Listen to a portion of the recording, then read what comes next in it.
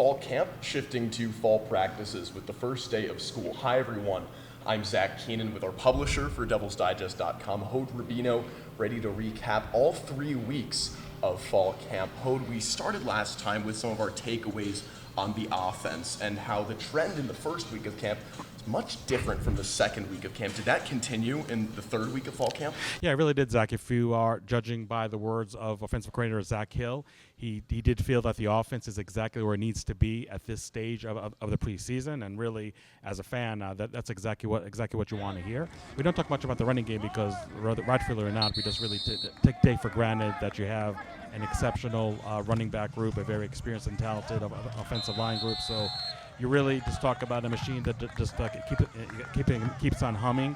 I think it's great that they have a very good front seven on defense to challenge them every day in practice. But in terms of the running game, again, the less you hear about it, probably the better, because that's really something that is a very strong component of this ASU offense. So the passing game is something we talked a lot about in the preseason and a lot about fall camp.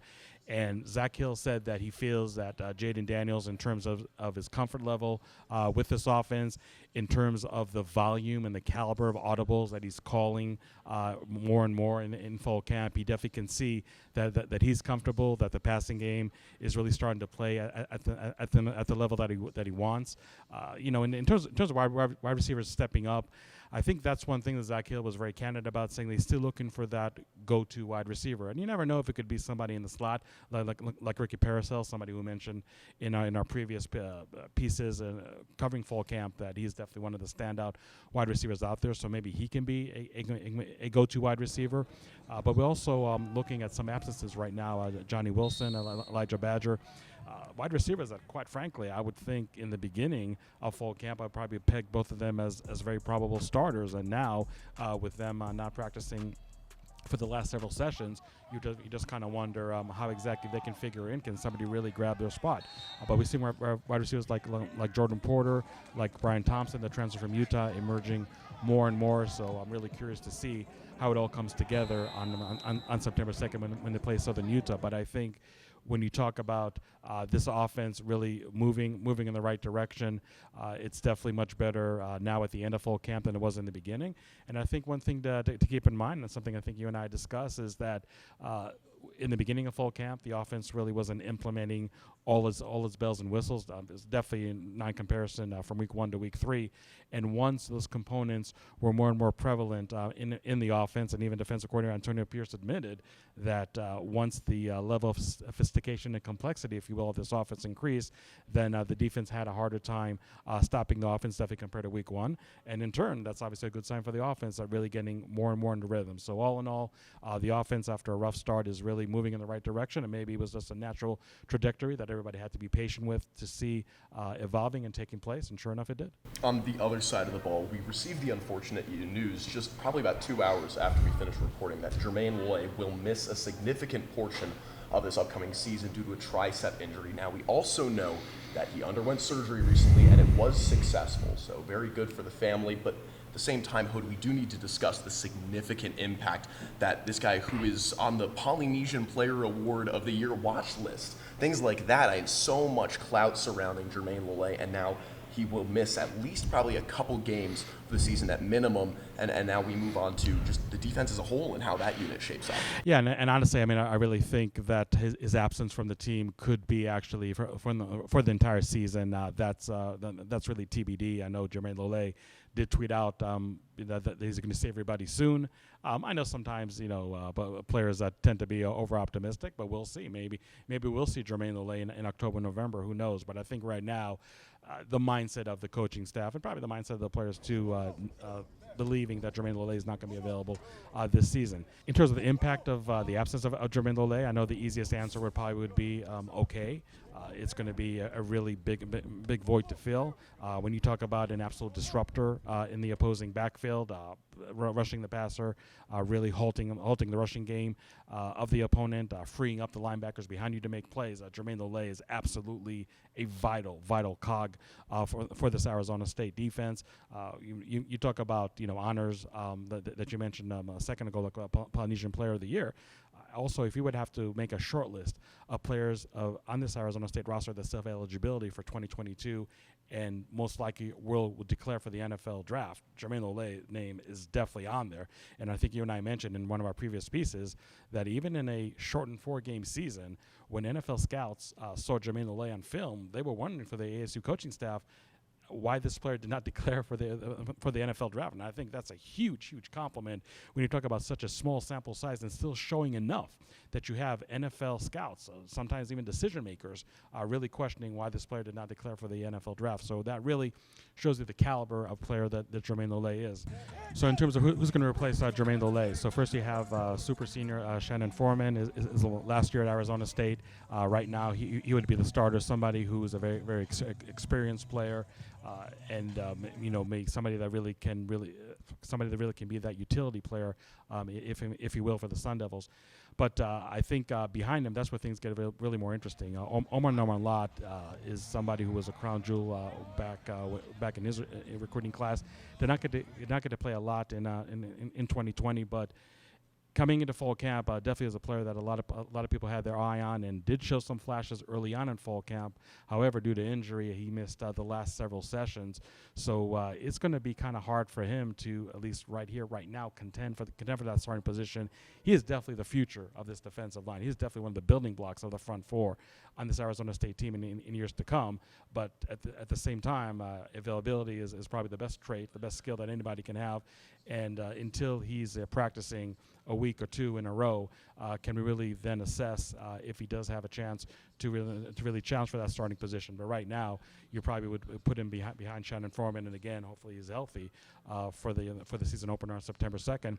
And another player that's a real interesting name is B.J. Green, a walk-on from Georgia, who really has turned some heads in fall camp. Taking advantage of the absence of Lolay, the absence of Omar Norman-Lott, for that example. But nonetheless, somebody that can really prove, if nothing else, as a solid 2D player. So really curious to see how that dynamic is going to work.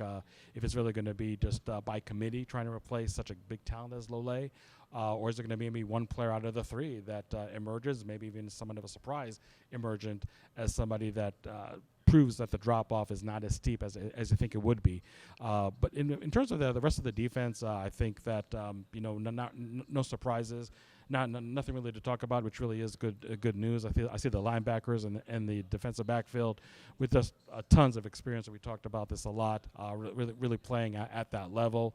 I just love hearing the compliments from both offensive coordinator Zach Hill and the players of the challenge that this defense is facing every day, and that's really a testament to see all this talent on paper not only just be the talent you expect it to be, but also really performing that way every day on the practice field.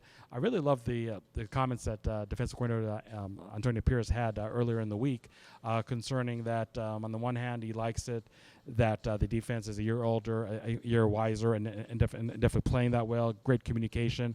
Talked about amazing accountability, and a lot of coaches would tell you that the best teams that they have is when the players are really policing themselves. They really need the coach to be banging them over the head to do this and do that. That the players already do hold each other accountable and do make sure that the little things are done just as much as the obvious things. But another aspect of Antonio Pierce's narrative, which I thought was real interesting, that he says that, look, with all the talent that we have and with the positive signs that I'm seeing every day in the practice field, this defense really hasn't done anything yet. And let's see what they do against Southern Utah. And really, even through his words, I mean, he's taking the weakest team on ASU's schedule really seriously, and really is making a statement to the entire defense. Say, look, I mean, as good as you are, you really need to prove yourself, and that starts even against the weakest opponent you're going to face the entire 2021 season. So I just really like the mindset of trying to keep them on their toes as much as possible, even though it's an experienced group. It's a been there, done that on steroids when you talk about this side of the ball. So I think there's really a lot of excitement, and rightfully so, about this defensive unit for the Sun Devils. One player I do want to point out, I know we talked a little about him in the last piece, is Jordan Banks, and I did ask Antonio Pierce about Jordan Banks, and he said that is somebody who maybe took a little more time than he expected to develop. He was another crown jewel in that recruiting class a couple years ago. But now that he's practicing more with the defensive line, really using his pass rushing skills, which really is a calling card. I'm really curious to see how he's going to be used. And look, that might be something that's going to be under wraps for the lesser opponents like Southern Utah and UNLV. Might see some of it against BYU. Definitely see a lot of it in Pac-12 play. So that is one player that if you're an ASU fan, really keep an eye on as the season progresses, how linebacker Jordan Banks is utilized in passing situations by the opponent, because I think that's a player that, again, has a very quiet career up until this point with Arizona State, but that's somebody that I think could really break out in 2021, even if it's utilized in very specific situations with this Arizona State defense. But again, when talking about the Arizona State defense, there's no doubt that if ASU is going to win the Pac-12 South, is going to contend for the Pac-12 title, let alone a Rose Bowl, this is a group that has to show up clicking on all cylinders and really play up to its potential. And so far, there's no reason to think why that's not going to happen. Obviously, there's other components in play, but I think the ASU defense is probably the least of the worries of head coach Herm Edwards. And that road to that Pac-12 championship, the hopeful Rose Bowl, starts with Southern Utah in just about a week and a half. And we usually conclude these things with a to-do list, and today will be no different. So, Hode, a week and a half away from the season opener against Southern Utah, what are some of the things that you need to see, or maybe the coaches need to see this team accomplish in order to show that they're ready to take on this opponent? Well, I think on offense, if Zach Hill is saying that he's still looking for that go-to wide receiver, then I would say that's absolutely part of the to-do list. Again, I think Zach Hill is very confident with the passing game, definitely more than he was the first week of fall camp, maybe more than he was back to spring practice. But you just want this passing game really to continue on that trajectory it's been in the last 2 weeks. You hopefully can get Johnny Wilson and/or Elijah Badger back in the fold. Sure, there's a lot of bodies in the wide receiver room. It's really hard to give meaningful snaps, let alone in practice, let alone on game day, for such a big group. But at the end of the day, you also want to have 2-3 wide receivers that are really emerging above the rest to really have this passing game humming. Because again, not to belabor the point, I mean this ground attack for Arizona State is going to open all kinds of opportunities for the ASU passing game. Obviously, that is something that was not taken advantage of in 2020, at least not in the first 2 games of that 4-game season. But this year, there's no doubt in my mind that has to be a balanced offense. We can't have a 65-35 in favor of running plays on offense. So this passing game has shown a lot of good signs the last couple of weeks. But like Zach Hill said, you want to have a go-to wide receiver.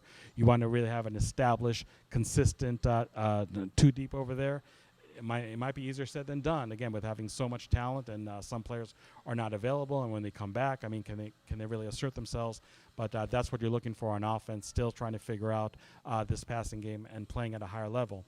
When you look at the defense, again, you mentioned really the obvious. Jermaine Lole.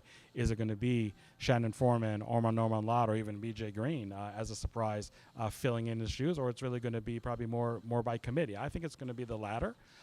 But nonetheless, you have to make sure that the drop-off from Lole to his replacements, whether it be 1 player, 2 players, 3 players, is really going to be minimal. And needless to say that the linebackers, and especially the secondary, are only as good as the performance that the front 4 can provide. And if the drop-off can really be minimal, in comparison to what some believe would be a more steep drop-off, then I think this defense really is not going to miss a beat and really play at the level that everybody's expecting them to. So those are the big to-do lists, I would say, on each side of the ball. I always want to also mention special teams, because we don't talk a lot about it. But Sean Slocum, he's another coach that addressed the media earlier this week. So seems very pleased with both place kicker Logan Tyler, freshman punter Eddie Shapisky, and I think that in terms of that aspect, especially with the departure of Michael Turk, who, don't forget, wasn't only an elite punter, but also the holder on field goals. There was some concern how seamless transition is going to be, and so far it seems that special teams unit is definitely not going to be the Achilles heel of this Sun Devil team. I think Sean Slocum might be one of the most underrated assistants on this coaching staff to begin with, and the fact that he's able always to have somebody in the wings to replace the starter. It seems like it's been like that for the last 3-4 years. I think is a great testament to his recruiting, to his coaching, and I think special teams, if needed, to supply the big plays, whether it's punting or whether it's field goal kicking, kickoffs, I think they're absolutely able to deliver. So those are the really things that I'm looking for, and so soon enough we're really going to talk about a season opener, and maybe not get all the answers we're looking for when you talk about an inferior opponent, and definitely the offense and defense not wanting to show all their cards and the entire gamut of their playbook in the first week. But definitely curious to see how everything comes together, especially again on offense with a go-to wide receiver, and on defense as far as the replacement for Jermaine Lole. Oh, thank you so much for your time today, for your continued coverage of all things Arizona State University football. Make sure you keep it locked into our website. That's DevilsDigest.com. And if you haven't already, give us a follow on Twitter at DevilsDigest. For Hode Rubino, I'm Zach Keenan, and I can't believe I'm finally getting to say this, but we'll see you next time for Game Week.